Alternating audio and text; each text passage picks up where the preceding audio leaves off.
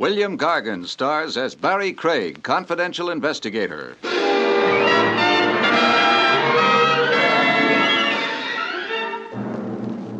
Someone once said that murder is a fine art. There's a catch, though. If you're a successful artist, they hang your paintings. If you're a successful murderer, they hang you.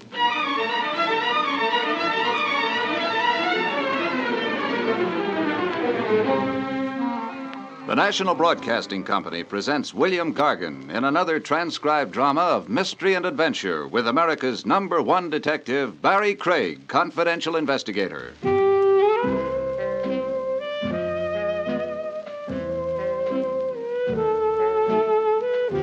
Barrie Craig speaking. Even confidential investigators need a vacation. Sometimes they've been known to take one. The place I'd chosen was Vermont. The main reason for that was Jake. He was on vacation, too. He decided to come home and see if he'd been smart in abandoning Vermont to run an elevator on Madison Avenue. Say, Jake. Yeah? What's the verdict? Madison Avenue. Why? Is Madison Avenue dark and quiet like this? Nope. Is Madison Avenue surrounded by tall trees, cooled by gentle breezes, filled with the fragrance of unspoiled nature? Nope. Now, what's Madison Avenue got that this place hasn't? Girls. Well, you may be right, but... Or you may be wrong. That came from directly up the road. Nice night for a hayride. Is it? Yep. Could have been a giggle. A rather loud giggle. Girls got very loud giggles sometimes, especially on a hayride. Oh, Jake, stop pulling my leg. Hey, wait a minute. What's that in the road up ahead of us? Hay wagon. I refuse to believe it, but it is filled with hay. Usually are. There's a horse out in front of it, but where's the driver? Say, Jake, would he have gone off and left the wagon out in the middle of the road? It ain't too likely. Oh. I'm coming up on that wagon. That girl, if it was a girl, didn't giggle. She screamed. I'd better take a look around in the hay. What for? Anything larger than a needle. Yeah, there's plenty of hay up here. Anything else? No, Mr. Craig? I was rushing things. There is something else up here. What? A man. A very pale man. What's he doing up there? Nothing. Just being dead.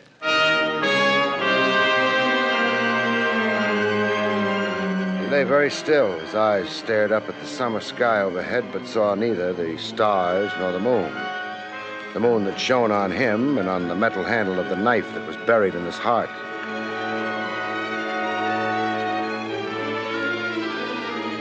He was wearing overalls and a work shirt. His short hair outlined clearly the skull beneath. There was nothing I nor anyone could do for him.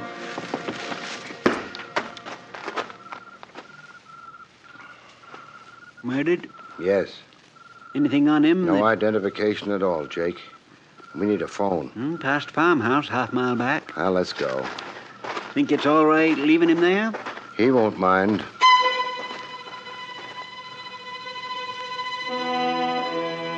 The Vermont night was as quiet and peaceful as it had been before I heard the scream and a man died of a knife wound lying on a mound of hay.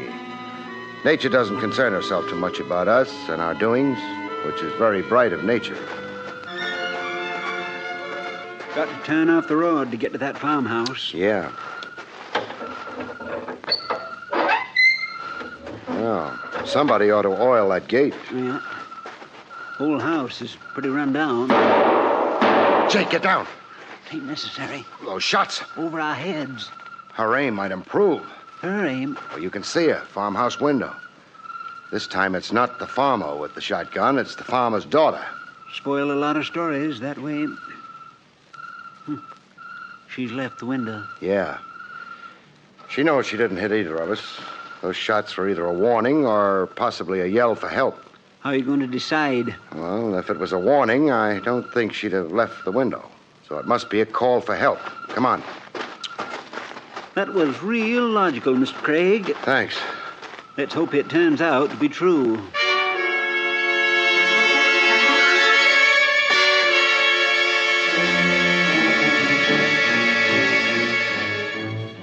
were no more shots, which did or didn't prove I'd been right, because the shooting would be better once we were inside the house.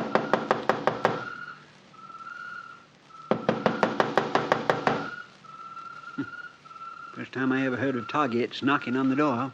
The lady may have had all the target shooting she wants. Who's there? Barrie Craig and Jake. Hello? Barrie Craig Yeah. and Jake? Me.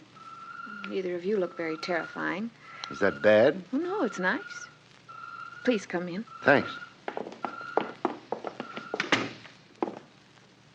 Please, make yourselves comfortable. Nice room. Rustic, perhaps, but I like it. Do you like being a farmer? Or maybe I should say... Farmer's daughter? Very much. Almost as much as you like firing guns at strangers? Oh, but I didn't know whether you were strangers or Or what? dead men.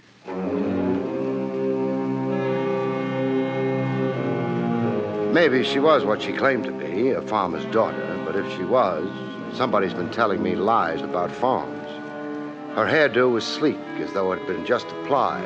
Her fingernails had had a lot of professional attention. Her dress was so simple it practically yelled Paris at you. And she didn't need any of these beauty aids.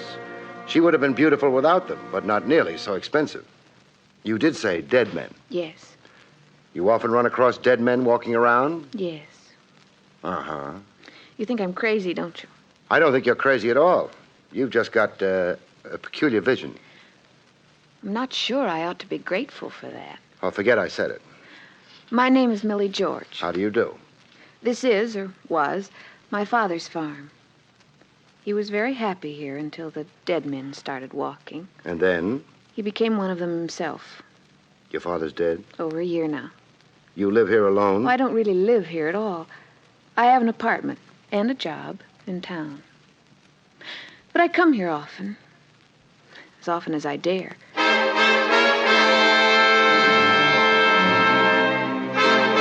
My fingers idly traced a pattern in the inch-deep dust on the table next to my chair. Inch-deep dust. Millie George was very lovely. She told her ghost story neatly, but she was also a complete liar. I think maybe we'd better skip the Walking Dead for a minute. There's something more urgent that's got to be done. Where's your phone? I'm afraid there isn't one. Father never cared for what he called mechanical murderers. Murderers? He meant things that killed time, interrupted work, I see. destroyed quiet. I see. That's too bad. Why do you need a phone? Jake and I ran across a hay wagon some distance down the road.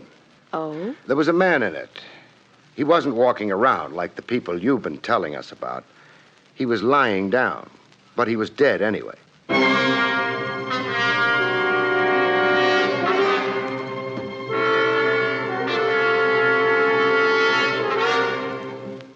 If I'd been looking for a reaction to my words, I would have been disappointed. Millie George took the news with not a flicker of anything except polite interest. But I wasn't disappointed. I'd expected that reaction. The police like to be told about stray corpses. I suppose so. I think the Gardners have a phone. Where would I find them? Well, their house is about a quarter of a mile further down the road. Oh, good. Jake. Ready? By the way, this man, what did he die of? A knife in his heart. Oh, suicide?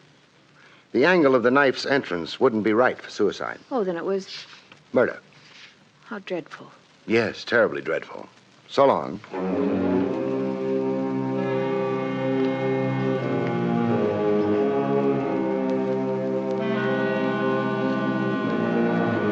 So far as Millie George was concerned, murder belonged in pretty much the same category as a run in a pair of new nylons. You said how dreadful and bought another pair. You couldn't do exactly the same thing with a damaged life, though. Mr. Craig, Yeah? Millie George said the gardener's house, the one with the phone, was down the road that way. That's what she said, Jake. Then why are we going this way? I want to take another look at that hay wagon. Once wasn't enough? I think maybe there's been a change. Less hay? Less corpse.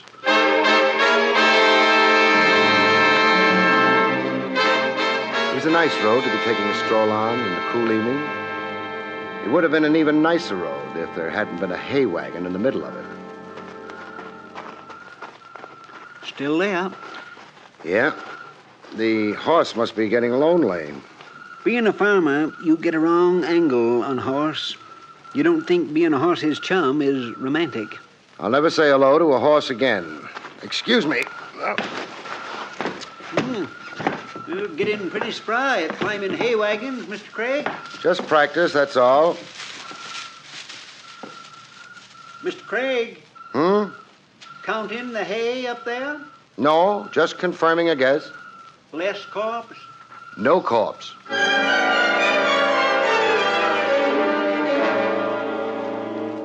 I'd thought back at Millie George's house that the shots might have been a warning or maybe a call for help.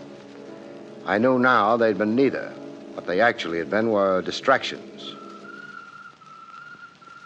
Mr. Craig, maybe he wasn't really dead. Jake, they don't get any deader. Ain't likely you'd be fooled. Somebody moved him out of there. Yeah. Well, what for? Can't be many folks enjoy dragging corpses around. Whoever dragged this one maybe didn't enjoy it at all. Well, what was he trying to do? Save undertaker's expenses? Maybe he was trying to save his neck. I got down out of the hay wagon and said goodbye to it. We wouldn't be coming back that way. Mr. Craig, What is it, Jake? funny thing about city people, they like to walk. Oh? They do it deliberate, even when they don't have to. Well, Country people hate to walk. but Jake, we've got to get back to that farmhouse. With a girl in it, Yeah, Millie George.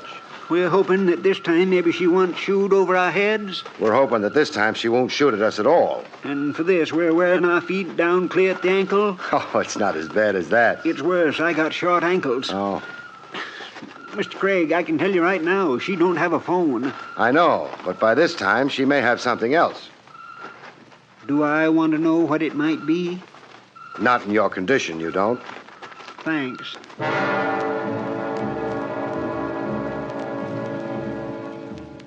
We didn't have much farther to go, which was just as well. Jake had started groaning at every step. Next to Jake's snores, Jake's groans are the surest recipe for punctured eardrums. Oh, you can stop groaning, Jake. We're at the house. Oh, dear, if I got strength enough to lift my head. At the house. Think you can make it inside? Oh, dear. I can try. Fine.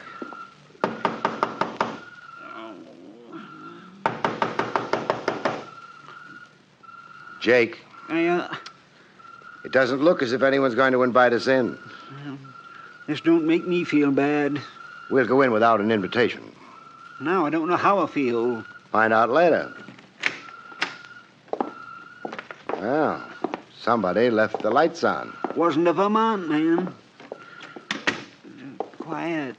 Yeah, let's try the parlor. Oh, anything for an excuse to keep a walking. I suppose this is the parlor. Nobody in here. It's the parlor. I don't like this much. But the only thing left for us to do now is sit down. Excuse me while I cheer. Well, what are you waiting for? Go ahead, Grandpa. Cheer. Company. So I notice. Kind of thing you're liable to run into in old houses. They come out of the woodwork, I think. Don't try to insult me, mister. Why not? Anything you're liable to say is liable to be true. Don't be foolish. I don't use that kind of language. You also ain't using the kind of language I would like to hear. What language would that be? The one telling me where the baby is buried? A boy or a girl, baby? Jake. Oh, that Grandpa's a joker. Grandpa could easy get his head knocked off. Put the gun down, son, and Grandpa will be glad to tangle with you. I ain't putting no guns down. And when I say baby, you know what I mean. You mean something worth money? Oh, you are a bright one. Okay, so where is it? Even if I knew where it was, I wouldn't tell you. Why not? You've got the wrong RH factor. Wrong. Well, supposing I could get a hold of the right one. It wouldn't buy you the time of the day from me. Language like that's gotten guys killed before this, mister. So have guns like that. Well, this is kind of fancy, but it ain't very productive. What makes you think I know anything about the baby? You're in this dump, ain't you? I'm in it. So what are you doing here? Looking for a beer? It so happens I'm looking for a corpse. Well, you're gonna find one. Your own. Only ain't gonna be in no condition to appreciate it. Funny thing, you didn't show any interest in the corpse I'm looking for. Whose it might be, say. Mr. Corpses is dead. They don't bother me. It's the live operators you gotta keep in mind. Like you and Grandpa. How about the girl? You just leave her out of this. She's for me. Oh? And why do you think I was called in? Hey, wait, mister. You trying to tell me you was called in by... By the girl, yes. That don't smell so good. Neither do you. Let's call it a draw and go home. You were saying the girl brought you in, huh? Okay. We find out fast. Hey, Sugar! Come here, Sugar. This joker informs me you brought him in on the deal. That's so? No.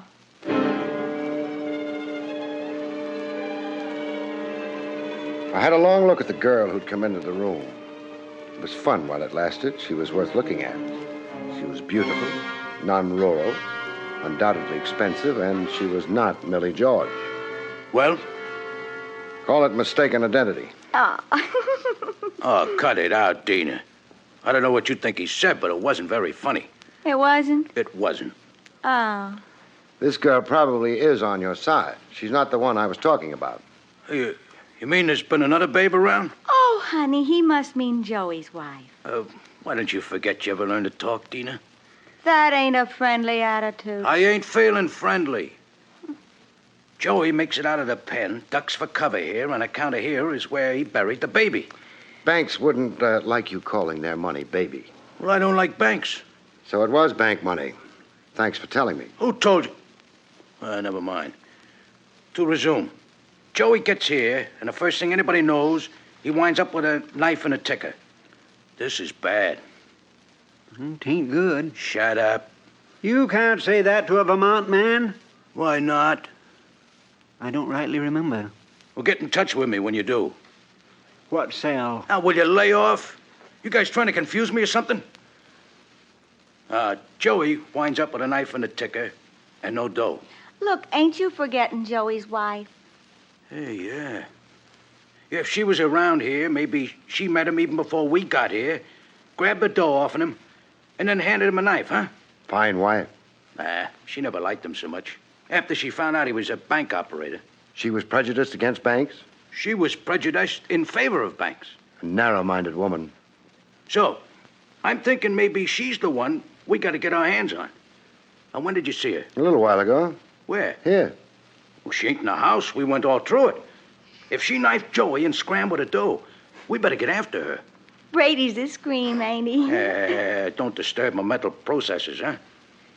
Now, there wasn't no car around before, which means she must have headed for the village and railroad station. Okay, now we know where we're going. Oh, I think we do. That reminds me. What about you guys? Well, we'll hang around play some pinochle. I've been wanting a good pinochle game. Dina, what do you think? I think you're a big dope.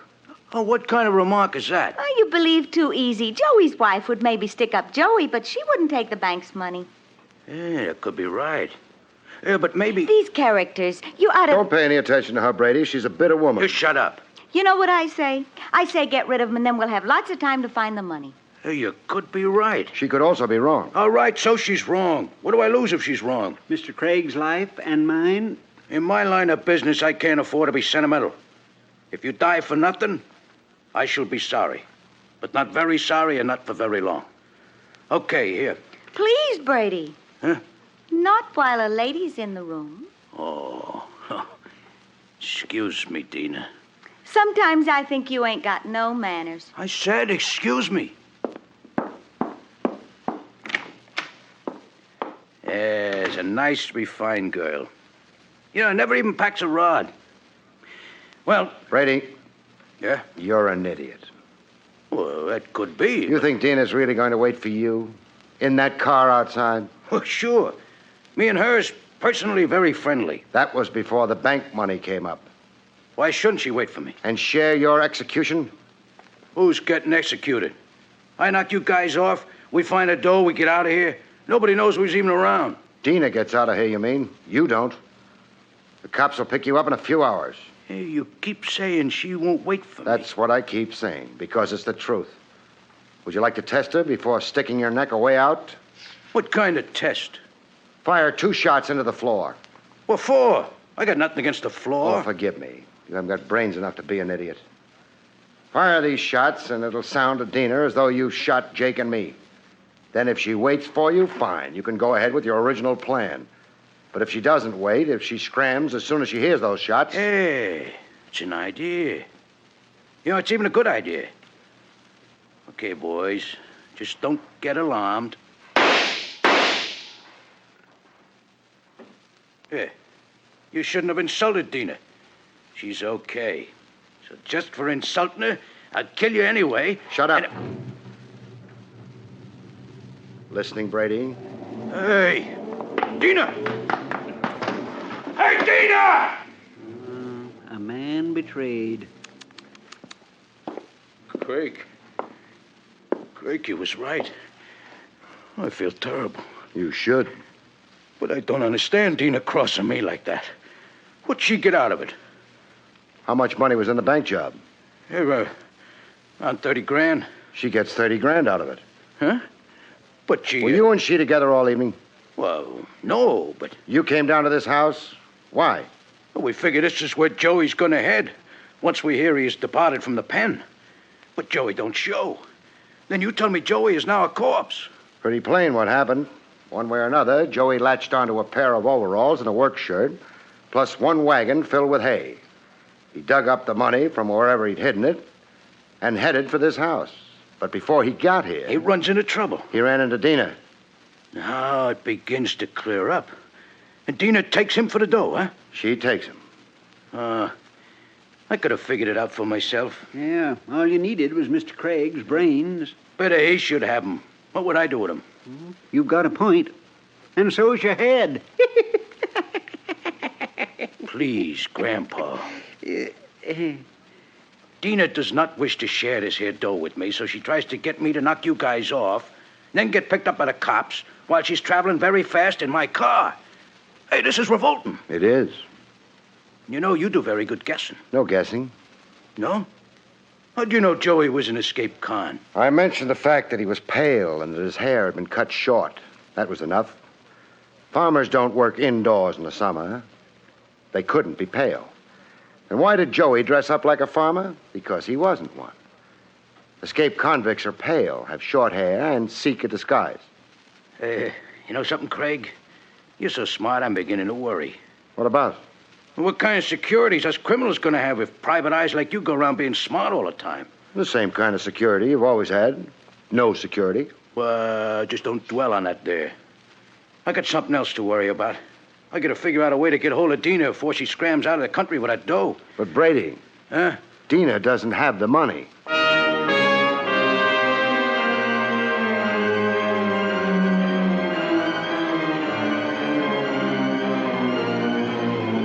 Brady had a little trouble with this. Even Jake began to look worried. As far as I was concerned, I hoped. Because I could turn out to be wrong, and being wrong in a case of this kind was only one short step before being dead.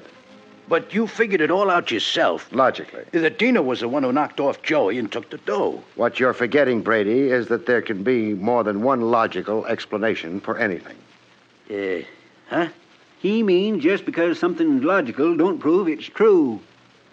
Oh. And then, of course, logic can be twisted as your mind, Brady. You leave my mind out of this. It's got its own troubles.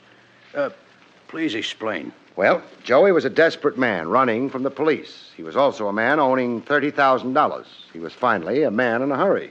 So? How would Dina have persuaded a man in those circumstances to let her get close enough to him to stab him?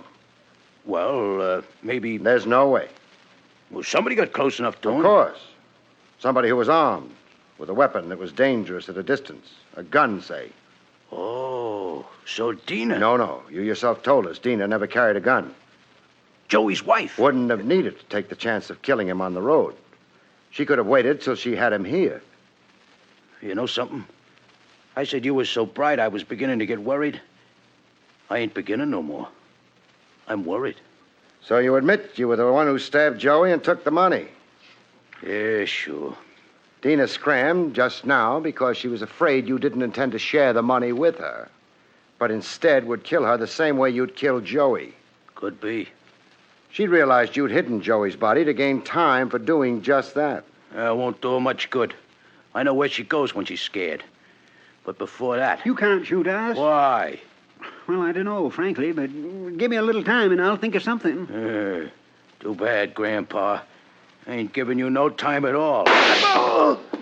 Oh, for a fella who's just been shot, I feel fine. You weren't shot, Jake. Come on in, Miss Millie. I spotted her behind those drapes a long time ago. I was looking for her. The trouble with you, Jake, is that you spent so much time thinking about the farmer, you forgot about the farmer's daughter. It didn't quite end there, though. The police removed the debris, put out a pickup for Dina, and then... Barrie, Yeah? I really am a farmer's daughter. I know. So, Yeah? how about some country cooked ham?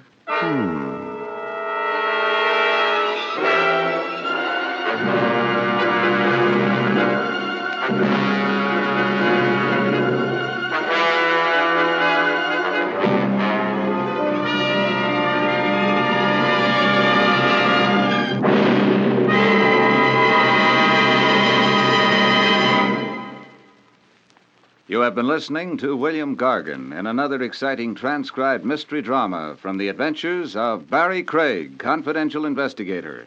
Tonight's story, Hay is for Homicide, was written by Louis Vittes.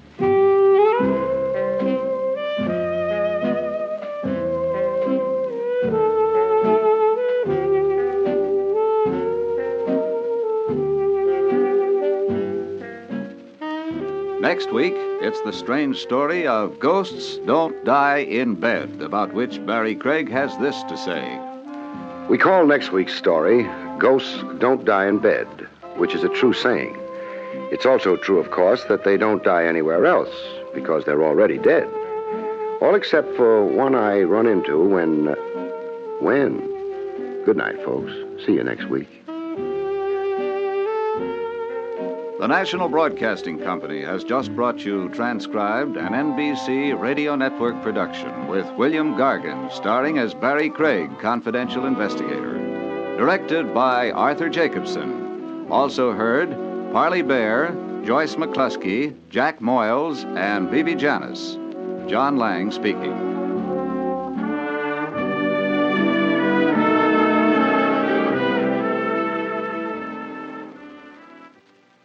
The aviation age of America is now in progress and calls to young Americans to keep in step by becoming members of the United States Air Force. If you are a high school or college graduate between the ages of 19 and 26 and a half, single and in good physical condition, then you may be eligible to win your wings as an Air Force lieutenant. While in training, you'll learn to fly as pilots with the latest equipment and the best instructors. Investigate now. Visit your Air Force recruiting station for additional information. There's another exciting Dragnet adventure tonight on most NBC radio stations.